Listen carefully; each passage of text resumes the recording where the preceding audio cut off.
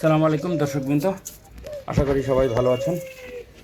দর্শকবৃন্দ, এই আমার ঘুঘু পাখি তো আপনারা দেখতে পাচ্ছেন, এই একটা এবং এই একটা, এই যে বড়। তো এই ঘুঘু পাখিগুলো, এগুলো হলো অস্ট্রেলিয়ান ঘুঘু পাখি।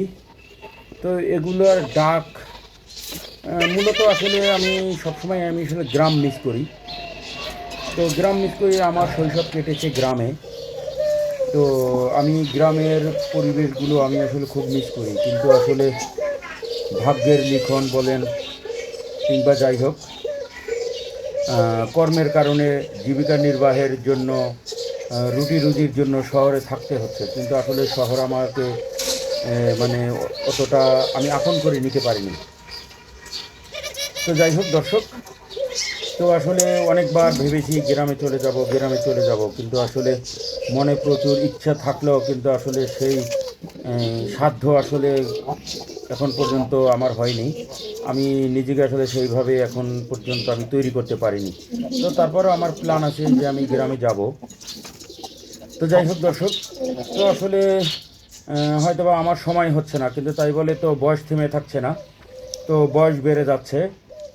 তো আসলে এখন শেষ পর্যন্ত গ্রামে যেতে না না পেরে আমি ঘুঘু পাখির ডাক শোনার জন্য, তো দর্শক যে কথা বলছিলাম, আমি শেষ পর্যন্ত গ্রামে যেতে না পেরে, নিজেকে ওইভাবে আসলে তৈরি করতে না পেরে, শেষ পর্যন্ত আমি কি করলাম, আমি ঘুঘু পাখির ডাক শোনার জন্য আমি দুইটা অস্ট্রেলিয়ান ঘুঘু পাখির বাচ্চা সংগ্রহ করি। যেহেতু বাংলাদেশি বন্য প্রাণী এগুলা খাঁচায় পোষা কিংবা আপনি সংরক্ষণ করা, এগুলো আইনত দণ্ডনীয়। তো আসলে কর্মের ব্যস্ততার মধ্যে থাকি, তো আসলে কোনো হ্যাসেলে না ওই ভেবেই আসলে শেষ পর্যন্ত দুটো অস্ট্রেলিয়ান ঘুঘু পাখির বাচ্চা আমি সংগ্রহ করি। সে বাচ্চা দুইটা ছিল, এই যে বড় যে ঘুঘু পাখি দুটো দেখতে পাচ্ছেন, এই দুটো। তো এরা পরবর্তীতে ডাকাডাকি শুরু করে, এরা ডাক শুরু করে, তবে এদের ডাক খুবই কর্কশ এবং এতটা সাউন্ড। ঘুঘু পাখি দেখতে মনে হচ্ছে যে অনেক ছোট, কিন্তু এগুলার সাউন্ড খুব খুব কর্কশ।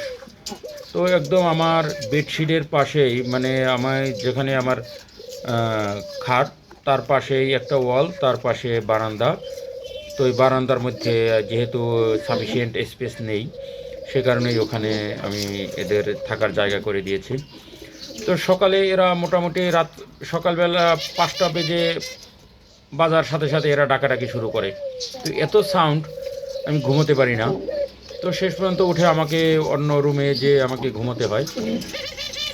তো যাই হোক দর্শক, তো ভেবেছিলাম যে ঘুঘু পাখির ডাক শুনবো, নিজেকে, নিজের ছোটোবেলার স্মৃতি ওইভাবে নিজেকে ওইভাবে স্মৃতির মধ্যে হারিয়ে ফেলবো।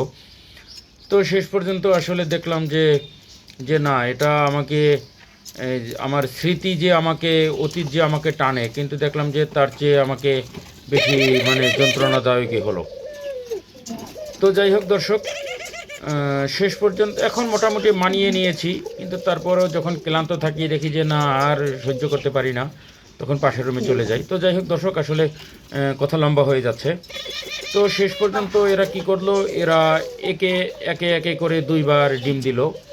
প্রথম যে 2 জোড়া ডিম দিল, প্রথম জোড়া নষ্ট হয়ে গেল। ভেবেছিলাম যে বাচ্চা দিবে, তো ওই জোড়া বাচ্চা দেয়নি। তো পরবর্তীতে আবার কিছুদিন যাবা ওইটা নষ্ট হয়ে গেল। ওরা ডিম তা দেওয়ার পরে দেখলাম যে বাচ্চা ফুটেনি, পরবর্তীতে নষ্ট হয়ে গেল। এরপরে আবার কিছুদিন পরে আরও এক জোড়া বাচ্চা ডিম দিল। তো ডিম দেওয়ার পরে সেগুলো দেখলাম যে না, বাচ্চা ফুটেনি। তো তো তৃতীয়বারে যখন ডিম দিল, তো তৃতীয়বারে ডিম দেওয়ার পরে দেখলাম যে না, এরা ঠিকঠাক মতো তা দিল বা যাই হোক, বাচ্চা আসছে। তো আমি যার কাছ থেকে এই যে বড় যে ঘুঘু পাখি দুইটা নিয়ে এসেছিলাম, উনি আমাকে বলেছিল যে প্রথম যে ডিম দুটো আসবে, এগুলো দেখা গেছে বাচ্চা না ফোটারই সম্ভাবনা বেশি। তো আপনি খেয়ে ফেলবেন, না হয় ফেলে দেবেন, যাই হোক। তো আসলে ফেলে দেওয়া কিংবা খাওয়ার কথা আমি চিন্তা না করে আমি রিস্ক নিয়েছি যে আসলে দেখি বাচ্চা যদি ফুটে।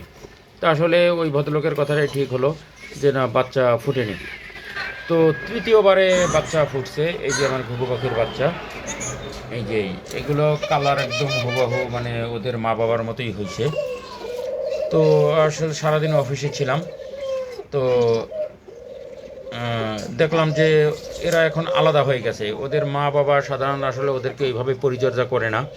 আমার মনে হয় ওদের আবার ডিম দেওয়ার সময় হয়েছে। কারণ পুরুষ যে ঘুঘু পাখিটা, ও সারাদিন মেয়ে ঘুঘু পাখিটাকে অনেক বিরক্ত করে। বিরক্ত করে বলতে আমার কাছে মনে হয়েছে বিরক্ত, বা ওর মেয়ে ঘুঘু পাখিটার অ্যাটিটিউড দেখে আমার কাছে মনে হয়েছে যে ও বিরক্ত হচ্ছে। কিন্তু ছেলে ঘুঘু পাখিটা যা, ও তো মানে দেখা গেছে যে ওর তো আসলে তর্স হয় না। তো দর্শক যাই হোক বুঝে নেবেন। তো দর্শক শেষ পর্যন্ত দেখলাম যে বাচ্চাগুলোকে ওরা খাওয়ায় না। তো পরে আমি খাঁচার মধ্যে এদেরকে আলাদা একটা বাসা করে দিয়েছি। তো আসলে রাতের বেলা আপনাদেরকে দেখাতে পারছি না, তো দিনের বেলা হলে দেখাতে পারতাম। ওখানে পর্যাপ্ত পরিমাণ আলো নেই। তো দর্শক শেষ পর্যন্ত আমার এই যে ঘুঘু পাখির এই বাচ্চা দুটো এ পর্যন্ত আসছে। তো আমি ভেবেছিলাম যে ওদেরকে খাওয়াই কিনা, পরিচর্যা করে কিনা আমি ওদেরকে খাওয়াই দিব। কিন্তু না, ওদের পেটে হাত দিয়ে দেখলাম যে না, এখানে পর্যাপ্ত পরিমাণ ওদের পেটে খাবার আছে। তার মানে ওরা হয় নিজে নিজে খায়, না হয় ওদের মা বাবা ওদেরকে এখনও খাওয়াচ্ছে। তো যাই হোক দর্শক, তো এই ঘুঘু পাখিগুলো মূলত আসলে আমাদের বাংলাদেশে যে ঘুঘু পাখিগুলো, এগুলো অনেক মানে চালাক হয়। এদেরকে ধরা খুব মুশকিল। এরা মানে এত ছটফট করে, এত উড়ে। কিন্তু এই যে অস্ট্রেলিয়ান ঘুঘু পাখিগুলো, এই যে দেখেন আমার ঘরের ভিতর উড়তেছে, এই অস্ট্রেলিয়ান ঘুঘু পাখিগুলো এগুলো আসলে একটু প্রতিবন্ধী টাইপের। এগুলো দেখেন দর্শক, এই জন্য এই যে এখন শেষ পর্যন্ত উড়লো।